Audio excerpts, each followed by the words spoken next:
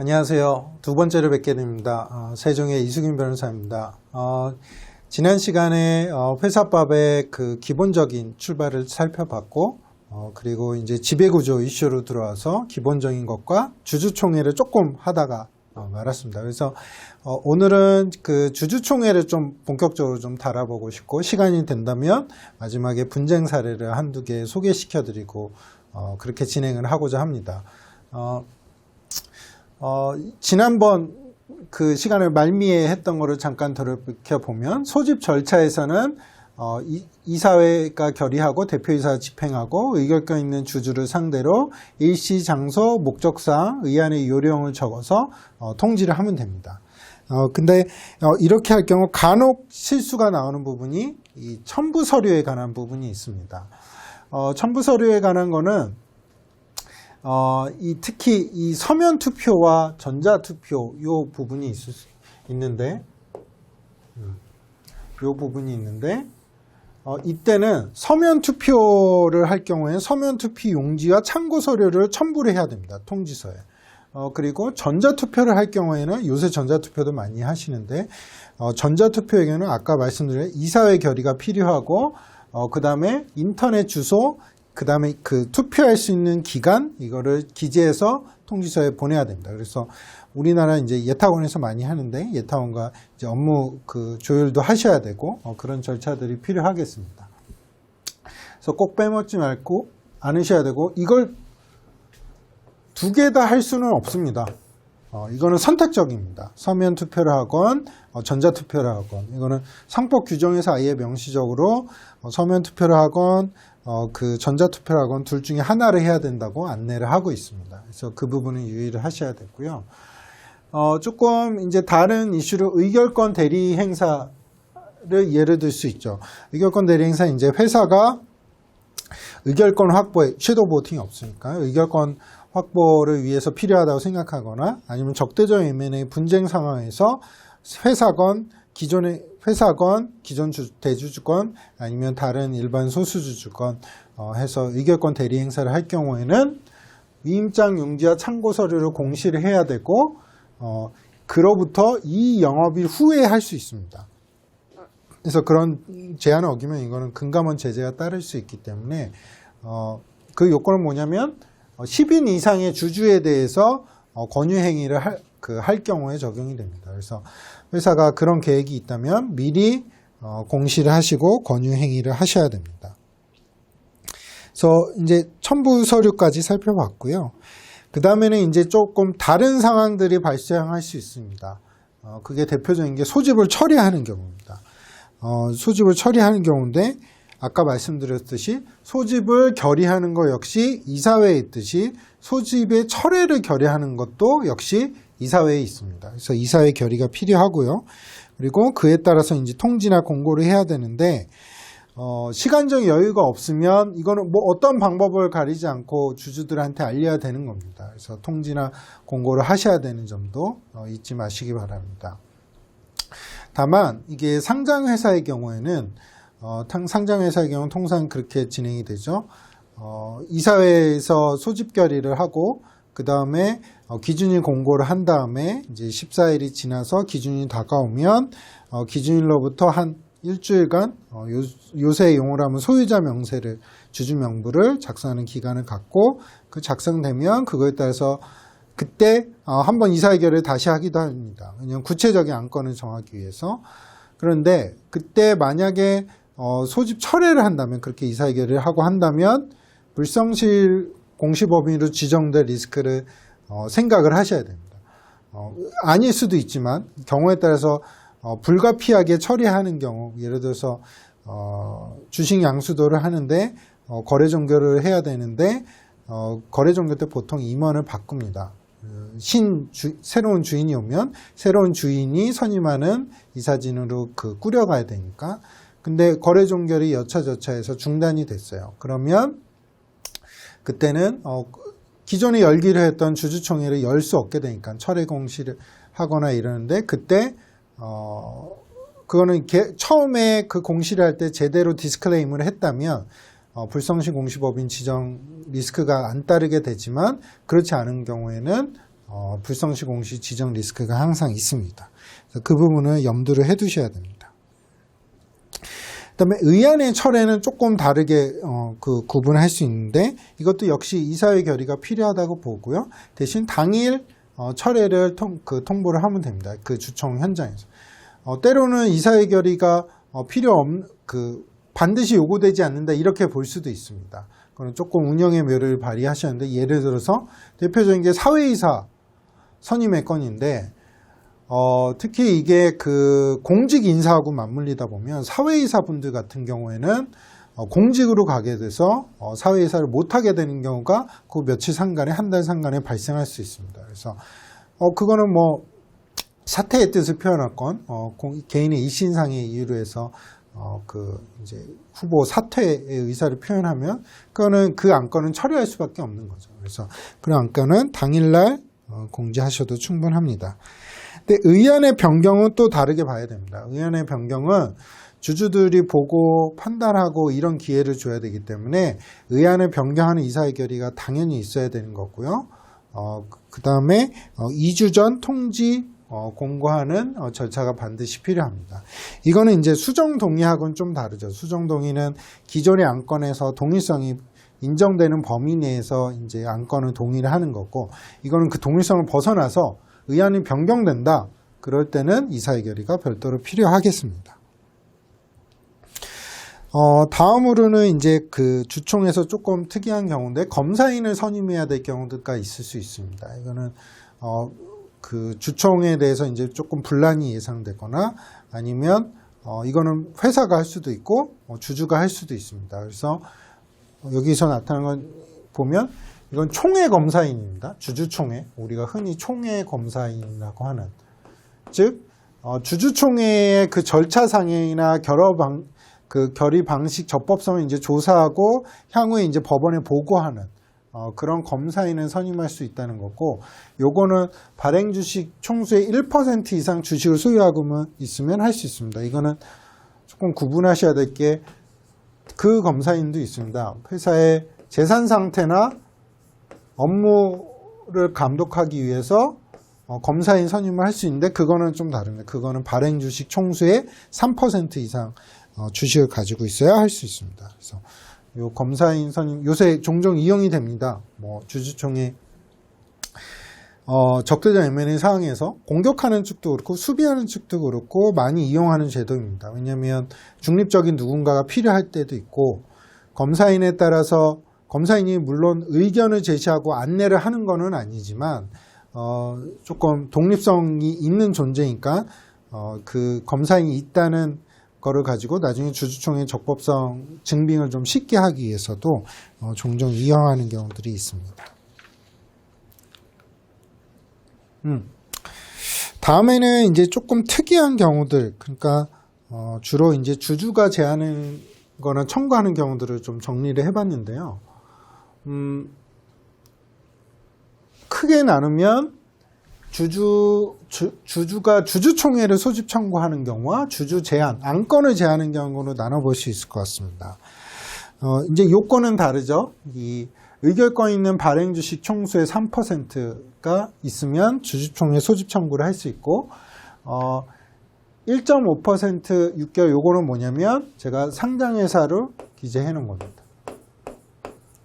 상장회사의 경우에는 3%가 아니라 1.5% 플러스 6개월 계속 보유 요건이 있습니다. 6개월 동안 1.5%를 보유하고 있으면 되는데, 이게 아시는 분은 아시겠지만 기존 상법에서는 특칙설과 병전설이 있었죠. 즉, 이 3% 요건과 1.5% 계속 보유 요건이 있는데 상장회사는 이것만 적용되냐, 즉 특칙설에 의해서 6개월 계속 보유 요건을 못 갖추고 뭐 3%라, 예를 들어서 이런 거죠. 3% 플러스 6개월을 이거를 못 갖췄어요. 그럼 3%니까 이 요건을 만족시켰으니까 주총 소집 청구를 할 수 있는 거 아니냐. 이게 특칙설이고, 아니다. 이게 이제 병전설이고, 특칙설은 이게 안 된다는 거죠. 왜냐하면 상장회사의 경우에는 상장회사 규정이 우선 적용되기 때문에 이 요건을 갖춰야 된다. 그래서 안 된다는 게 이제 이 특칙설의 입장이었죠. 이게 과거에는 견해 대립이 있었죠. 근데 이번에 작년 말에 상법 개정되면서 정리를 했습니다.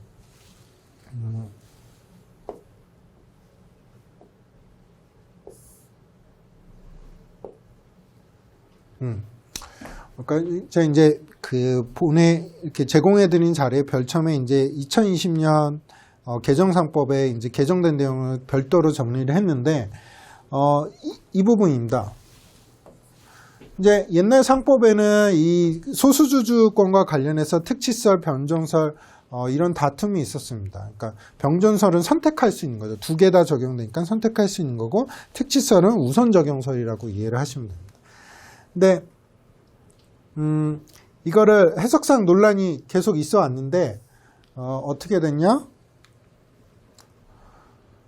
선택적으로 행사할 수 있도록 했습니다. 즉 이게 상법 규정에 보면 그 소수주주 요건이 542조의 6인가 4에 있는데 거기 이 7항인가 8항에 보면 위 규정들은 우선 적용된다는 그 특칙 규정에도 불구하고 상법의 소수주주로서 갖는 권리에는 영향을 미치지 아니한다 해서 그 상법 앞에서 규정하고 있는 비상장회사에 적용되는 소수주주권에 관한 요건도 동일하게 적용된다고 명시하고 있습니다. 그래서 선택적으로 행사할 수 있도록 했고 그리고 어느 한쪽 요건만 충족하면 됩니다. 그래서 아까 주총 소집 청구에는 3% 요건을 하거나 아니면 1.5% 플러스 6개월 이 둘 중 하나만 있습니다. 5화입니다. 이렇게 됐습니다. 그래서 이 부분은 그 상법이 바뀌었다는 거 명시적으로 해결하고 있다는 거 참고하시면 되겠습니다.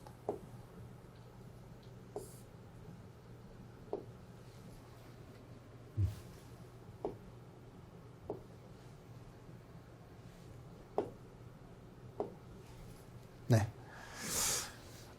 그래서 이제 그 특수사 변경선은 해결이 됐고 절차는 이렇습니다. 이사회에 소집 청구를 해서 상당 기간 내에 안 하면 법원에 소집 청구를 합니다.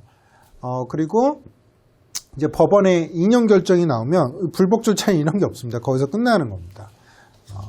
그래서 법원 소집허가 신청을 하면 많이들 나오죠. 그래서 인용 결정이 나오죠. 그래서 특이한 게 이 집행력을 높이기 위해서는 이럴 수밖에 없습니다. 이사회하고 대표이사는 더 이상 그 동일한 안건에 대해서 소집결의나 소집권을 행사할 수가 없습니다.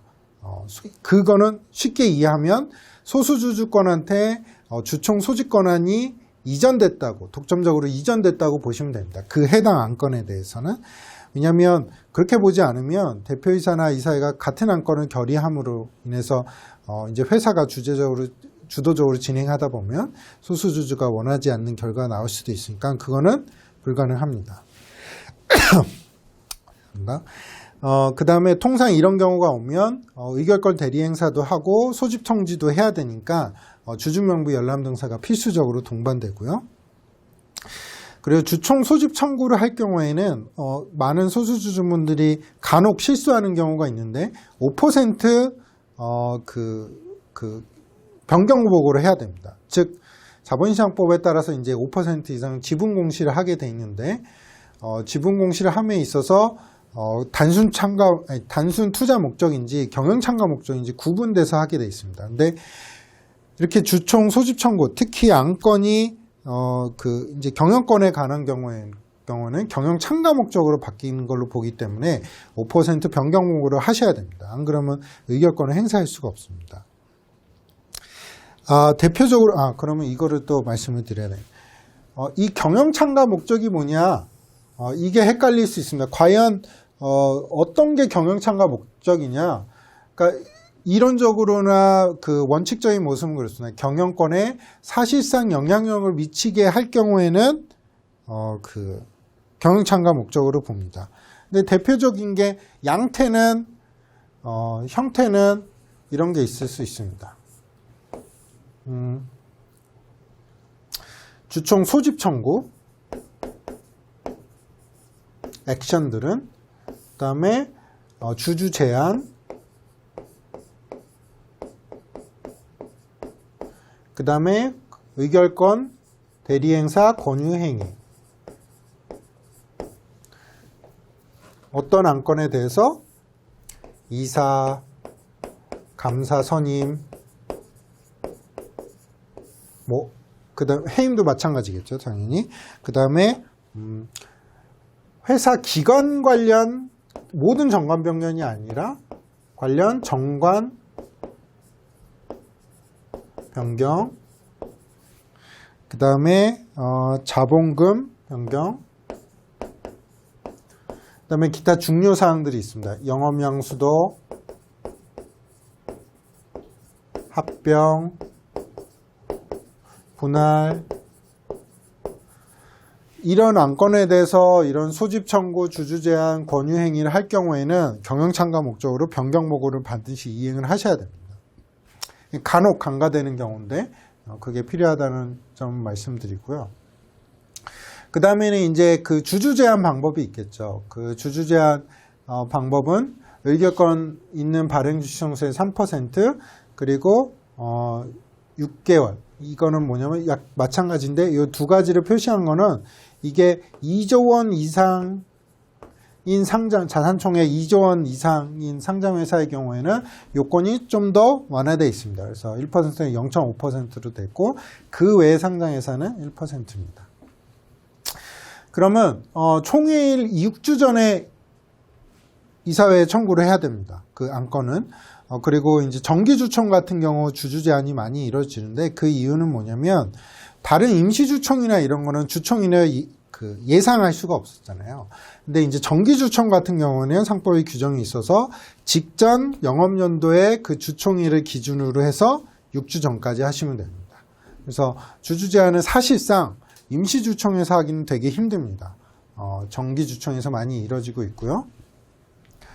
또 하나 주의하셔야 될 게 주주 제한 불가능한 건인 상법 시행령에 예정하고 있습니다. 대표적인 게 뭐냐면 임기 중에 있는 이사 해임입니다. 그게 많은 경우 잘 모르시고 계시는데 임기 중에 있는 그 이사 해임은 상법 시행령에 의해서 그 주주 제한을 할 수가 없습니다. 그러면 어떻게 되냐? 주총 소집 청구는 어떠냐? 똑같은 취지인데 주총 소집 청구는 그런 제한이 없습니다. 그래서 만약에 임기 중에 있는 이사를 해임하는 안건을 생각하게 되면 주주 제한을 할 수 없고 주총 소집 청구 제도를 이용해야 되는 거죠. 그게 약간 그 불이치가 있습니다.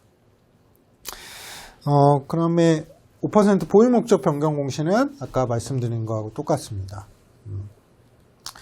그다음에 이거는 다들 많이 아실 거예요. 1인 주주총회 법률인데 1인 회사의 경우 대표이사의 그 이사회 결의, 그러니까 주총 소집에 대한 이사의 결의나 대표이사의 소집행위 없이도 그 자기 1인이니까 어차피 자기 맘대로 개최를 해서 하더라도 유효하다. 이런 문제가 그렇게 하더라도 유효하다는 게 있는데 실제로는 활용시는 공증 문제를 좀 주의를 하셔야 됩니다. 만약에 1인 주주총회가 활용되는 예가 그런 경우인데 편의를 위한 것도 있지만 대표이사가 주주총회를 소집 안 해서 소집하는 경우도 있을 수 있습니다. 1인 주주 회사임에도 불구하고 그럴 때는 서면 공증이 안 될 수 있기 때문에 즉 서면으로 진행하고 공증인한테 이제 확인을 구하는 그런 사실 인증이 안 될 수 있기 때문에 그럴 때는 현장 공증을 해야 되는데 현장 공증 시에는 이건 공증인마다 처리 방법이 다를 수 있기 때문에 공증인간하고 꼭 협의를 하셔야 됩니다. 뭐 주주 명부는 있어야 된다 아니면 이사회 결의 없이는 안 된다 이런 공증인도 있을 수 있기 때문에 그 대법원 판례가 분명히 있음에도 불구하고 실무상으로는 공증에 문제가 있다는 점을 유념을 하셔야 됩니다.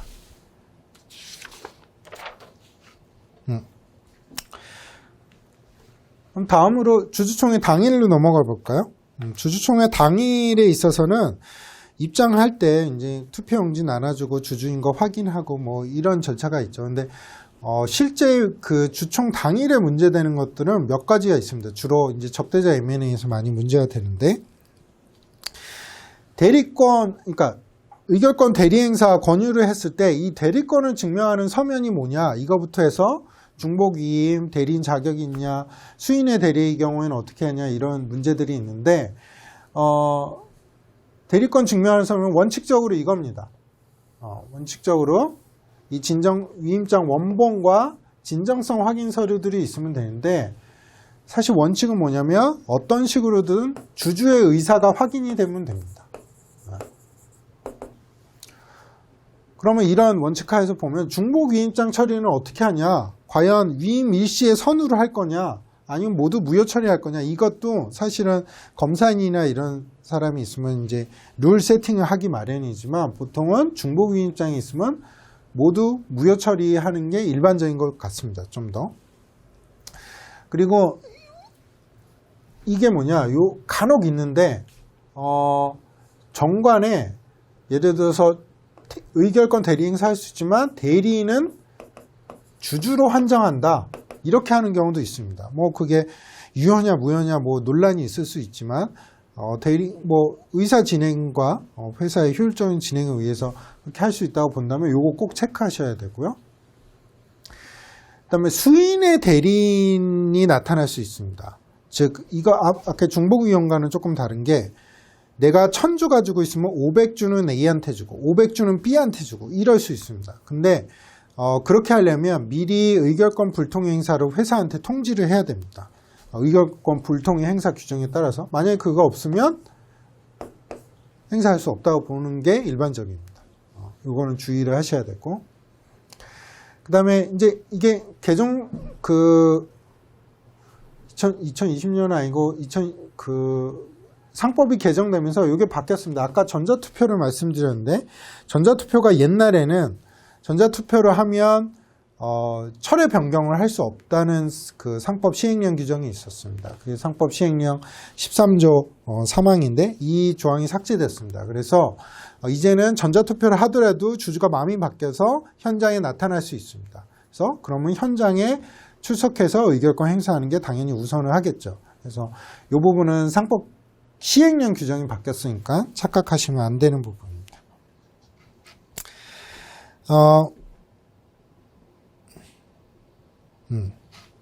그 다음에 의사 진행은 이제 총회 이렇게 해서 다 입장을 했어요. 그러면 주주총회 의사 진행을 이제 해야 되는데 그때는 이렇게 됩니다. 이 보고 사항부터 먼저 해야 됩니다. 이게 그 정기하고 임시가 조금은 다른데 감사 보고를 해야 되고 영업 정기하고 임시 보고는 다 감사 보고가 먼저 따라야 되고요. 정기에는 영업 보고를 하게 되죠. 그리고 또 외부 감사인 선임 보고를 하게 되죠. 그래서 이 보고 절차도 사실 상법상 요구되는 절차는 거 까먹으시면 안 됩니다. 그다음에 이제 결의사항 본격적으로 결의사항을 진행하면 의안을 상정하고 그 다음에 제안 설명을 하고 찬반 토론을 거쳐서 표결에 이런 절차를 하게 됩니다. 근데 그 진행하는 권한은 의장한테 있습니다. 그래서 의안 순서를 어떻게 할지, 구체적으로 찬반 토론을 어떻게 할지 이런 거는 의장이 정하게 돼 있습니다.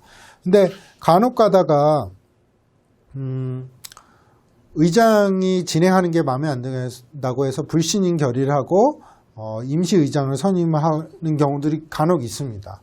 근데 이게 어떻게 보면 정관 유고 규정과 좀 충돌하는 측면이 있거든요.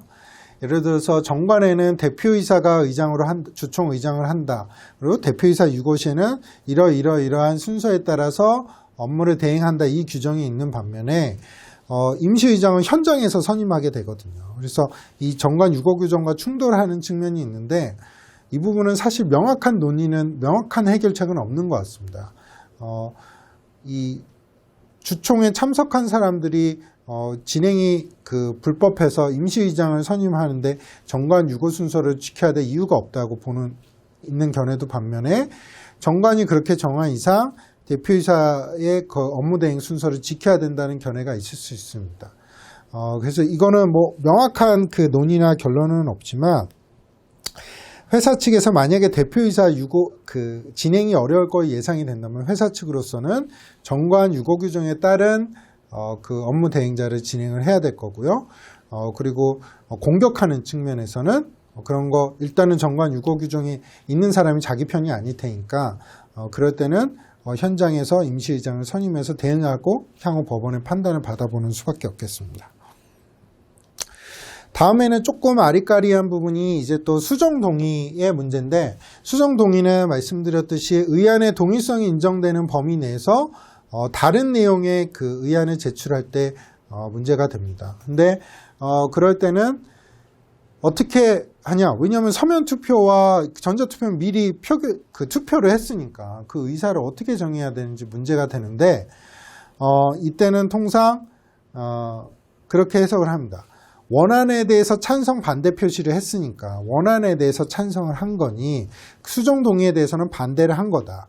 그리고 반대를 한 거니까 그렇게 처리를 해야 되는 거고, 이게 일반적인 견해인데, 이 전자투표 아마 업무대행 규정이나 한국예탁원에서 하는 거 보면 반대 동일하게 돼 있을 겁니다. 즉 원안에 대해서 찬성한 거니까 그 원안에 대해서 찬성한 거는 반대표로 체크를 해야 된다, 이렇게 돼 있을 거고, 다른 부분이 해석은 원안에 대해서 반대를 했으면 사실 수정동의에 대해서는 판단을 안 한 거기 때문에 기권을 하는 게 이론적으로는 맞습니다. 근데 이제 전자투표를 시행하고 있는 예탁원 그 규정들을 보면 그 경우 역시 그냥 반대 처리로 한다고 보고 있습니다. 뭐 결과에 있어서는 큰 차이가 없으니까요. 다음으로는 그러면 이제 결의를 하면 어떻게 되냐? 조건부 기한부 결의가 가능하다는 것도 유념을 하셔야 될 거고, 즉 이사 선임을 함에 있어서 아까 얘기했던 주식 양수도 딜에 있어서도 거래 종결이 될 것을 전제로 조건으로 누구누구를 이사로 선임하기로 한다, 이런 결의가 충분히 가능합니다. 그리고 결의 즉시 효력을 발생하는 거고요. 그래서 의안 순서를 잡을 때도 변경된 정관에 따라서 혹시 그 결의할 게 있으면 정관 변경안을 먼저 올려야 되는 거죠. 그런 이제 좀 그 운영의 묘가 있어야 되고요. 요거는 뭐냐면 최근 대법원 판례 때문에 제가 넣었습니다. 이사 감사 선임에 건에서 선임 결의를 주청해서 했을 때 그 효력 발생 시기가 문제가 되죠. 왜냐하면 예를 들어서 이런 겁니다. 생각할 수 있는 게 주총 결의가 있었어요. 주총 선임 결의. 그리고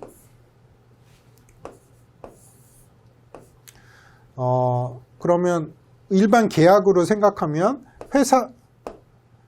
회사에 청약이 있어야 되죠. 즉 위임 계약에 대한 청약이 있어야 되죠. 그다음에 이사 선임자, 피선임자라고 하죠. 피선임자의 승낙이 있어야 되죠. 그럼 이게 다 요하는 거냐? 근데 이걸 다 요한다고 보면 기존 경영진이 바뀔 수가 없습니다. 주총 선임 결의를 하고 피선임자는 승낙했는데 이게 있어야 된다고 보면 선임의 효력이 발생하지 않으면 그 기존 이사들의 그 선임의 효력이 발생하지 않아서 기존 경영진이 바뀔 수가 없습니다. 그래서 대법원 판례에서는 주총 선임 결의와 피선임자의 승낙만 있으면 이사 감사의 선임의 효력이 발생한다, 이렇게 최근 대법원 판례가 명시적으로 해서 해결을 했습니다. 그 다음에 의결 정족수를 계산함에 있어도 이거는 많이 아실 것 같기도 한데,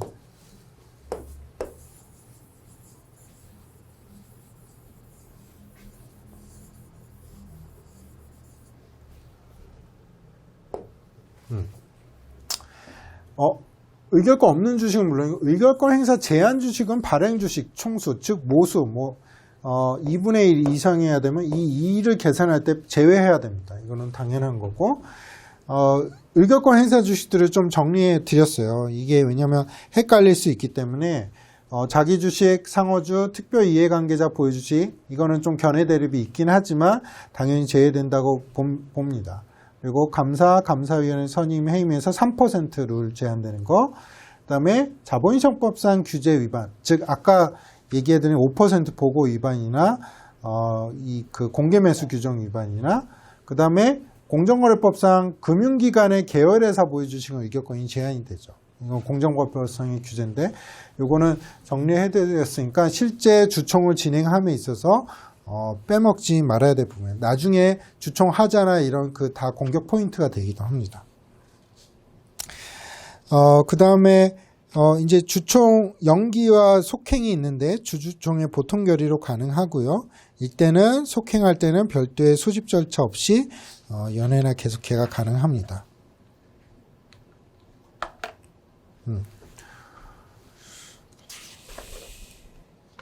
시간이 많이 흐려서 좀 스피드를 내보도록 하겠습니다. 의안별로 좀 유의해야 될 사항을 정리를 해봐야 되는데 여기서 말씀드리고 싶은 이런 기간이에요.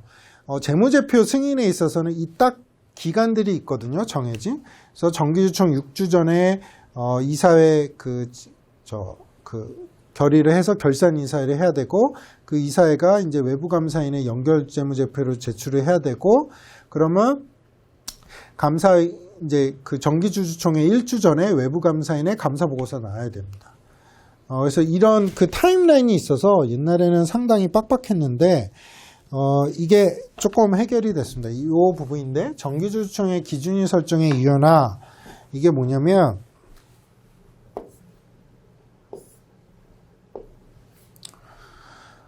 옛날에 여기서 전제될게 기준일은 3개월간 최대 유효할 수 있습니다. 그래서 정기주총회에서 3월달 내에 했던 부분이 뭐냐면 기준일을 12월 말일자로 일률적으로 정하고 있었기 때문에 그러면 3월달 안에 정기주총을 반드시 해야 되거든요.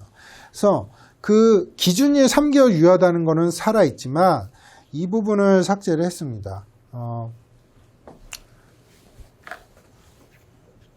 결론만 말씀드리면 이 배당 기준일 이 350조 3항에 있는 부분 배당 기준일 그러니까 이익 배당에 있어서는 영업용도 말에 신주 발행한 것으로 한다 이런 게 있어서 그러면 정기주총도 12월 말일날 반드시 해야 되는 거 아니냐 이런 해석이 있었습니다. 그래서 아예 그 규정을 삭제를 하고 요걸 보시면 되는데 아예 그 규정을 삭제하다 보니까 정관 규정에 이런 걸 도입할 수 있게 되어 있습니다. 즉 1, 2월 중에 일정한 날짜를 정해서 정관을 바꿀 수 있고요. 아니면 그런 기준이 명시하지 않고 이사의 결의로 그냥 그때그때 정할 수도 있습니다. 그러다 보니까 어떻게 되냐면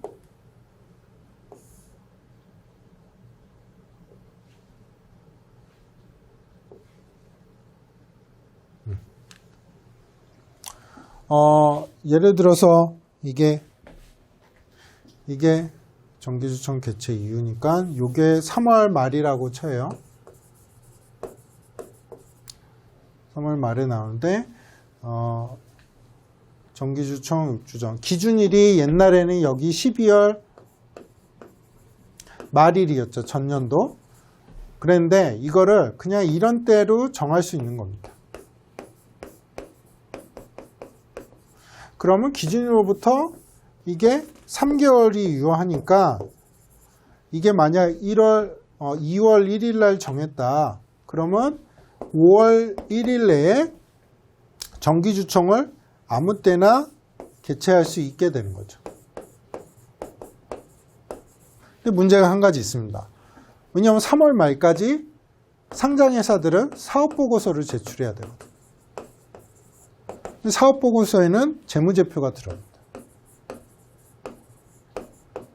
그러면 재무제표 주총에서 승인된 걸 못 내지 않냐 이런 이슈가 있지만 이거는 그동안 실무에서 많이 해결이 됐습니다. 즉 재무제표에 이름 제출을 하고 외부감사인 감사를 받은 재무제표를 기재를 하고 정기주총에서 승인받은 거를 나중에 정정공시를 하면 됩니다. 그렇게 해결이 됐습니다. 그렇기 때문에 사업보고서 제출기한은 신경을 안 쓰고 이 정기주총을 4월이나 이제 5월에 할 수 있게 되는 거죠. 그래서 기준일 제도가 바뀜으로써 그게 조금 바뀌었다는 점을 말씀을 드리고요. 다음으로는 이사감사 선임의 건이 이제 또 많이 있죠. 그래서 이거는 잘 아시지만 이사 후보자별로 하나의 안건이 됩니다. 그 테크니컬리의 그냥 편의상 뭐 2-1호 의안, 2-2호 의안 이렇게 할 수 있지만 어쨌거나 별도의 안건입니다. 그리고 집중투표가 문제가 되는데 집중투표는 요거를 좀 말씀드리고 싶어요. 지금 2인 이상의 이사회 선임할 때 이제 정관에서 배제를 안 했으면 옵션 아웃이죠. 우리 집중투표제는 정관에서 배제 안 했으면 집중투표를 해야 되는데 그때 조금 이런 경우